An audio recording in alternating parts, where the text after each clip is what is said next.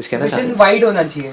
Excellent point. खड़े होकर के माइक लेकर के बोलो। हमारा जो देखने का नजरिया है वो एकदम वाइड होना चाहिए, मतलब हमें हर चीज में खुशी ढूंढनी चाहिए। बहुत बढ़िया, let's give big hand for him. बहुत अच्छी बात बोली है इन्होंने। आपको खुद को भी पता नहीं है आपने क्या बोल दिया, मैं भी एक्सप्लेन करूंगा। हो जाता है जी, कई बार ऐसी कुछ बातें आ जाती है। अब मैंने जो देखा, अब ये मेरी नजर है। आपको इनकी बात में इतना कुछ नजर नहीं आ रहा होगा, मेरे को कुछ बहुत कमाल का नजर आया है। मतलब एकदम से मेरी खुद की एक परत खुल गई है। आपको पता नहीं, आपको लगता है सेशन आप लोगों के लिए हो रहे हैं कि ना जी, मैं अपना ही सीखता जाता हूँ, मुझे उसमें मजा आता है। आप खच्चरों के ऊपर आप सीखो ना सीखो, जो मर्जी करो यार। क्या बोला था आपने कि हमारी जो विजन है वाइड वो होनी चाहिए। वाइड होनी चाहिए। इसका मतलब क्या है, एक्सप्लेन करो। अगर सपोज मैं किसी कंपनी में जॉब कर रहा हूँ, हाँ, तो हमेशा मैं जैसे रोज एक एम्प्लॉय की हैसियत से जाता रहूंगा, तो उसमें मजा नहीं है। अगर मेरी विजन वाइड होगी तो मैं एक मालिक की हैसियत से देखूंगा और मैं मालिक निकाल देगा आपको। अरे क्या बात कर रहे हो। जैसे ही आपके बॉस को समझ आया ना कि ये बंदा मालिक बना, सबसे पहले उसको निकाला जाएगा। ओके, तो मेरी कुर्सी पे कब्जा करने के मूड में। अब मैं एक्सप्लेन करता हूँ कि आपने क्या बात बोल दी है। आपने बड़ी बड़ी मतलब कमाल की एक बात बोल दी है। मैं एक्सप्लेन करता हूँ। नजर, अभी हम कहां पर थे कि जो नजर है वो ऐसी हो जाए कि उस नजर में सुंदरता हो। अब किस नजर में सुंदरता होती है और कौन सी नजर बदसूरत होती है, सोचो। जो नजर वाइड है, नजर मतलब सोच, जिसकी सोच बड़ी है वहां पर सुंदरता होती है। जिसकी सोच छोटी है वहां पर सुंदरता नहीं होती है। कभी आराम से समझने की कोशिश करना मैं क्या बोल रहा हूं। सबसे छोटी सोच क्या हो गई? वो इंसान जो बाहर से दिखने में तो बड़ा अच्छा है, जिसके पास पैसा भी है, सब कुछ है, लेकिन उसको सिर्फ और सिर्फ अपनी पड़ी है। सोच छोटी हो गई ना। यहीं से उसकी सोच शुरू होती है, यहीं पे खत्म होती है। जिसकी सोच जितनी बड़ी होती चली जाएगी वो उतना ही अच्छा लगता है हमको, उसके साथ रहना उतना ही अच्छा लगता है। जैसे जिसकी सोच है बहुत ही छोटी, ये मेरा रिलीजन है, ये ही सही है, इसमें जो लिखा है वो ही सही है, बाकी सब गलत है, ऐसे बंदे को आप ज्यादा देर तक झेल सकते हो? सोच बड़ी का मतलब क्या है? रिलीजन क्या होता है? पहले ह्यूमैनिटी है, बाद में रिलीजन है। तू भी इंसान है, मैं भी इंसान हूं, ऐसे बंदे के साथ मजा आएगा? आई ना बात पकड़ में? मतलब सोच का हमारा दायरा जितना बड़ा होता चला जाता है, हम उतने ही सुंदर होते चले जाते हैं। इंपॉर्टेंट क्या है? खुद की नजर को सुंदर बनाना या सुंदर लोगों के साथ जाकर के जुड़ना? क्योंकि अगर आपकी नजर बदसूरत है तो सुंदर को भी आपको बदसूरत बनाने में टाइम नहीं लगेगा। वो कहावत सुनिए ना, घर की मुर्गी दाल बराबर। और ये भी हो सकता है अगर आपकी नजर अच्छी है तो घर की दाल मुर्गी बराबर नहीं। इंपॉर्टेंट क्या है? औरों को सुंदर दिखना या हमारी नजर ऐसी हो हमको सब कुछ सुंदर दिखे? ध्यान से समझ लेना मैं क्या बोल रहा हूं। This is I am going in a deeper level. अगर आप औरों को सुंदर दिखते हो, आप सुंदर दिखते हो और मैं आपको देख रहा हूं, ऑब्वियस है कि मुझे खुशी होगी। कोई सुंदर से गुलाब को देखेगा उसको खुशी होगी, टट्टी को देखेगा उसको दुख होगा। मतलब मैं यहाँ पे शक्ल की बात नहीं कर रहा, वैसे ही।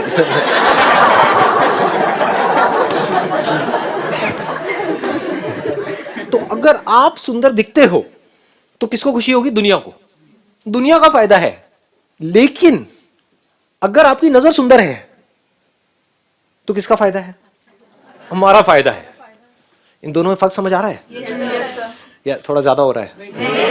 आ रहा है ना पकड़ में? कि अगर मेरी नजर सुंदर है तो मुझे फायदा है। बाय डिफॉल्ट सुंदरता किस में है? आपको एक छोटे से एक बॉक्स में कैद करके रखा जाए, उसमें आपको अच्छा फील होता है। मैंने कहा ना, beauty is connected to happiness. उसमें आप खुश होते हो, या एक ओपन स्पेस। ऐसे ही सोच है। जिसकी सोच जितनी छोटी होती है उसको खुद को नहीं पता होता है, वो उतना ही अंदर से दुखी होता है। जो जितना ज्यादा सेल्फिश होता है, जितना ज्यादा सेल्फ सेंट्रिक होता है कि कोई इंसान है उसको सिर्फ अपनी ही पड़ी है, अपने बच्चों की भी नहीं पड़ी है, अपनी वाइफ की नहीं पड़ी है, किसी की नहीं पड़ी है, सिर्फ अपनी पड़ी है। अपनी सोच को थोपना है औरों के ऊपर ले जाकर के, वो उतना ही बदसूरत होता है सबके लिए। सच कह रहा हूं झूठ कह रहा हूं? उससे कोई भी जुड़ नहीं सकता है। ऐसा क्यों हो रहा है? क्योंकि वो उतना ही दुखी होता है अंदर से। और जिसकी सोच जितनी बड़ी होती चली जाती है वो अंदर से उतना ही खुश होता है। जो अंदर से जितना खुश होता है वो उतना ही सुंदर होता है सबके लिए। तो जो रियलिटी है वो जितनी गहराई से हमको समझ आती चली जाएगी, हमारी सोच उतनी ही गहरी होती चली जाएगी, उतनी ही बड़ी होती चली जाएगी, उतनी ही इंफिनिटी तक फैलती चली जाएगी, क्योंकि reality is infinite. In reality you are infinite. आप ये नहीं हो जो अपने आप को समझ रहे हो अंकल आंटीज। ना जी, आप क्या हो आपको खुद को ही नहीं पता है। अगर मैं एक कोशिश करूं आप लोगों को कुछ बताने की, अब it is not spiritual, it is not something which can't be understood, it is very very easy to understand, बशर्ते कि आपका दिमाग खुला हो। एक सेकंड में आप समझ सकते हो, और इसको दुनिया की कोई ताकत चैलेंज नहीं कर सकती, क्योंकि रियलिटी पे बेस्ड है। इस दुनिया में जीने की दो नजर है। एक नजर है, अगर ये पूरा यूनिवर्स एक नदी की तरह है, बहती हुई नदी के जैसा नहीं है यूनिवर्स, सब कुछ बह नहीं रहा है, कुछ भी रुका हुआ है क्या? लगता है रुका हुआ, दिख रहा होता है, रुका हुआ कुछ भी नहीं है। सब कुछ बदलता हुआ आपको दिखेगा अगर आंख खोल करके देखोगे। अपनी बचपन की फोटो उठा के देख लो, अभी की देख लो, कितने अच्छे लगते थे तब आप लोग।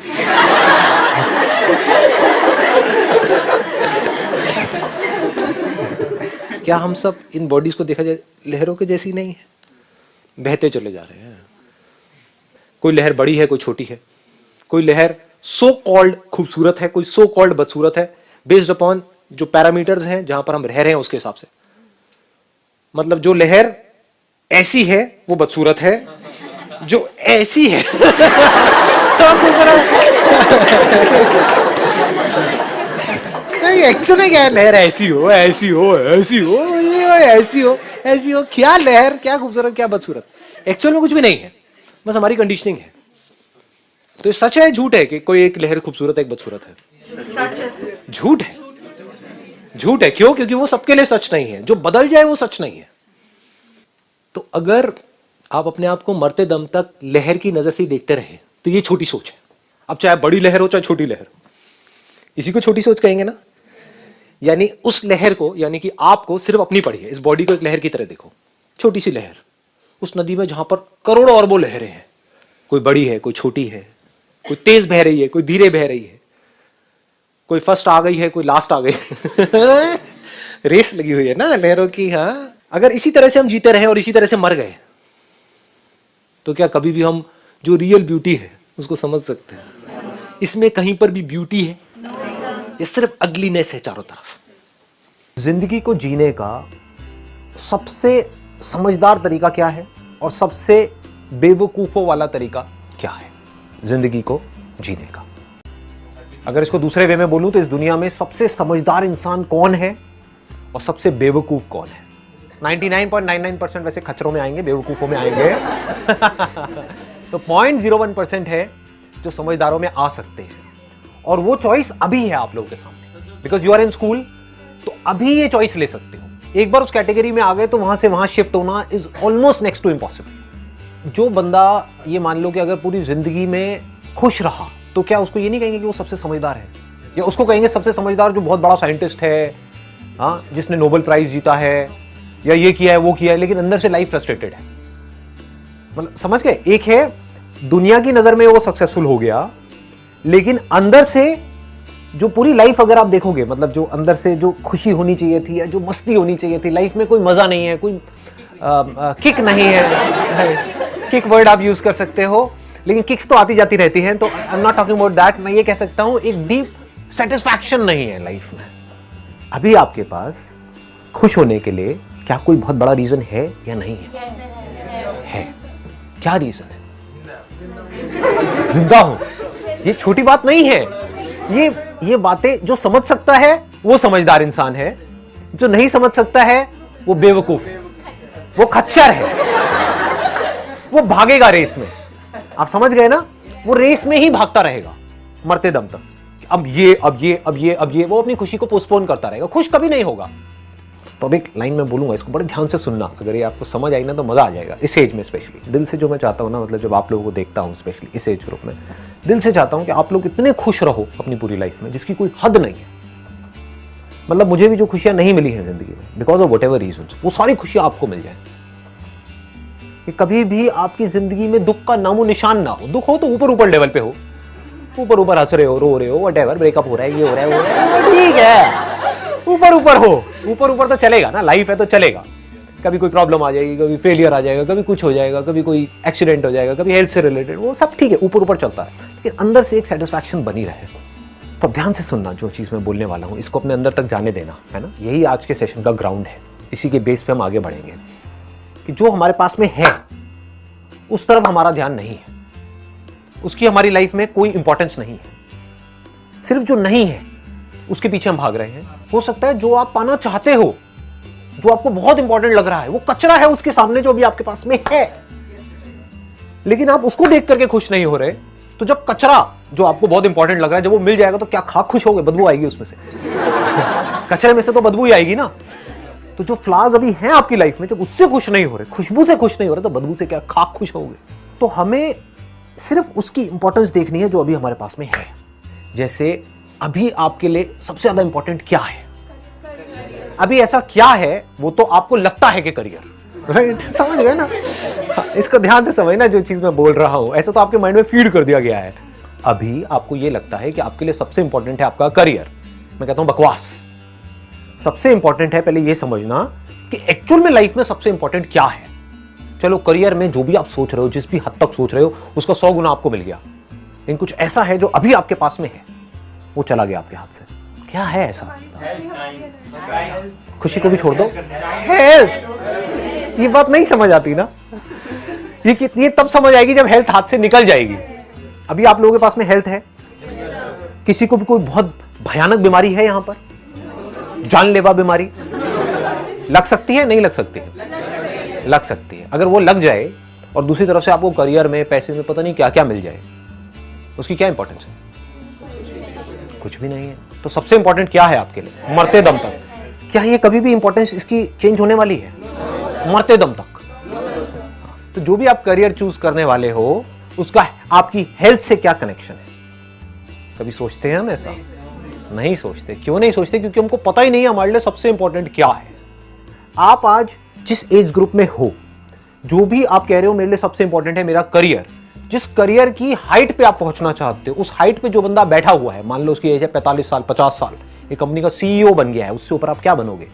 समझ गए ना? सीईओ के ऊपर आप कहां जाओगे जी? चेयरमैन बन जाओगे, चलो ठीक है। एनी हाउ, तो आप समझ पा रहे हो मैं क्या कह रहा हूं? अगर उस बंदे को ये ऑप्शन दिया जाए कि तेरे पास जो है वो मिला इनको, यानी कि आप जो यहां पर बैठे हो आपको, और आपके पास जो है वो मिला उनको, क्या लगता है वो एक्सेप्ट करेंगे इस डील को या नहीं करेंगे? समझदार होंगे तो कर लेंगे, और अगर आप बेवकूफ होगे तो आप इस डील को एक्सेप्ट कर लोगे। समझ गए? आप महामूर्ख होगे तो आप कहोगे हाँ ठीक है मैं एक्सेप्ट कर लेता हूं। यानी कि क्या, मेरी अभी एज है मान लो 15 साल, 16 साल, मेरी एज हो जाएगी 40 साल और मेरे को वो सब कुछ मिल जाएगा, बस हेल्थ नहीं होगी। ऐसे लोग जिनको आप बहुत सक्सेसफुल बोलते हो, उनकी हेल्थ को अपनी हेल्थ से कंपेयर करो। आपकी हेल्थ बेटर है, उनकी हेल्थ बेटर है? हाँ, उनको तो ये भी नहीं पता कि रात को सोएंगे, सुबह उठेंगे या नहीं उठेंगे, हार्ट अटैक होगा, खेल खत्म, कोलेस्ट्रॉल बढ़ा पड़ा है, बीपी बढ़ा पड़ा है, डायबिटीज की गोलियां खा रहे हैं, ये कर रहे हैं, वो कर रहे हैं। क्या पड़ा है ऐसी लाइफ? तो हमारी पूरी लाइफ इसके आसपास में रिवॉल्व करनी चाहिए। हमारे सारे डिसीजंस का सेंटर पॉइंट हेल्थ होना चाहिए, क्योंकि हेल्थ का डायरेक्ट कनेक्शन किससे है? बिल्कुल क्लोज कनेक्शन हैप्पीनेस से। क्योंकि इसकी इंपॉर्टेंस आपको तब समझ आएगी, मेरी इस बात की गहराई तब समझ आएगी जब आपकी हेल्थ की धज्जियां उड़ चुकी होगी, यानी कि आने वाले 5-10 साल बाद अपना करियर करियर करियर करियर करके, समझ गए? तब लगेगा कि ये क्या हो गया है मेरे साथ में, तब मेरी ये बात आपको समझ आएगी। लेकिन अगर आज समझ आ गई तो क्या होगा? इस हेल्थ को आप मेंटेन कर जाओगे, अपने डिसीजंस को इस तरीके से चूज करोगे कि मेरे इस करियर का हेल्थ से क्या कनेक्शन है। दूसरा, रिलेशनशिप्स। ये अभी हो सकता है आपको समझ ना आए, क्योंकि अभी क्या है कि हम रिलेशनशिप्स की नेगेटिव साइड को देखते हैं। हो सकता है आप अपने पेरेंट्स की नेगेटिव साइड को देख रहे हो, लेकिन अगर कल आपके पेरेंट में से किसी एक की, भगवान ना करे, अगर डेथ हो जाए, तब आपको उनकी इंपॉर्टेंस समझ आएगी कि वो क्या थे मेरे लिए। ये बात सच कह रहा हूँ, झूठ कह रहा हूँ? तो इससे क्या समझ आ रहा है कि जब होता है कुछ हमारे पास में तो उसकी कोई इंपॉर्टेंस नहीं होती है। ऐसी हेल्थ अगर चली गई तो कल आपको इंपॉर्टेंस समझ आएगी। अगर कोई रिपोर्ट ऐसी आई कि बेटा अब तो 6 महीने रह गए हैं, व्हाटएवर, तब समझ आएगा कि ये क्या हो गया। लोग इतनी गहराई से इन चीजों को समझते नहीं है, क्योंकि सबकी लाइफ का सेंटर पॉइंट क्या है? Career. Career which is connected to पैसा। बस पैसे से गाड़ी शुरू हो रही है, पैसे पे ही खत्म हो रही है। और ये बेवकूफों वाला तरीका है जिंदगी को जीने का, कोई समझदार तरीका नहीं है। लेकिन अगर सेंटर पॉइंट है हेल्थ, तो इसका मतलब आपसे समझदार और कोई नहीं है। बट वो होगा कैसे? That should be the question. कैसा कैसे हो कि हमारे माइंड में हेल्थ हमेशा टॉप प्रायोरिटी पे रहे। अगर in every moment of your life you are thankful for what you have got, आप मांग नहीं रहे हो कि मुझे अच्छी हेल्थ चाहिए, अभी आपके पास में है हेल्थ अच्छी, right? So can't you be thankful for it? अगर आप ये प्रेयर आपके अंदर चलती रहे, देखो कितनी अच्छी प्रेयर है कि thank God for my health, मेरे पास में अभी अच्छी हेल्थ है, I am thankful for it, thank you so much भगवान, थैंक यू सो मच, आपने मुझे इतनी अच्छी हेल्थ दी है भगवान, थैंक यू सो मच, आपने मुझे इतना अच्छा माइंड दिया है। और ऐसे ही ये जो हेल्थ में अभी मैंने लगाया, इसी को आप लगा दो पेरेंट्स में। ये नहीं कि हे भगवान वैसे तो मेरे पेरेंट्स बड़े अच्छे हैं, लेकिन मेरे पापा है ना, उनको गुस्सा आना थोड़ा सा कम हो जाए तो मेरी लाइफ बहुत बढ़िया हो जाएगी। ये क्या मांग रहे हो? इससे क्या होगा? क्योंकि उनका जो नेचर है वो तो वैसे ही रहने वाला है, तो आप कभी खुश हो नहीं सकते। तो उनके अंदर कोई ना कोई पॉजिटिव क्वालिटी तो होगी, कुछ तो अच्छा होगा आपके फादर में, आपकी मदर में। ऐसा नहीं हो सकता कुछ भी अच्छा ना हो। तो उनकी उस अच्छाई को याद करके, if you are thankful to God और टू दिस यूनिवर्स और टू नेचर, हे भगवान थैंक यू सो मच, आपने मुझे इतने अच्छे पेरेंट्स दिए। तो अगर ऐसे आपके अंदर ये चलता चला जाए, and don't make it a routine, क्योंकि जब भी कोई चीज़ रूटीन बन जाती है तो बोरिंग हो जाती है।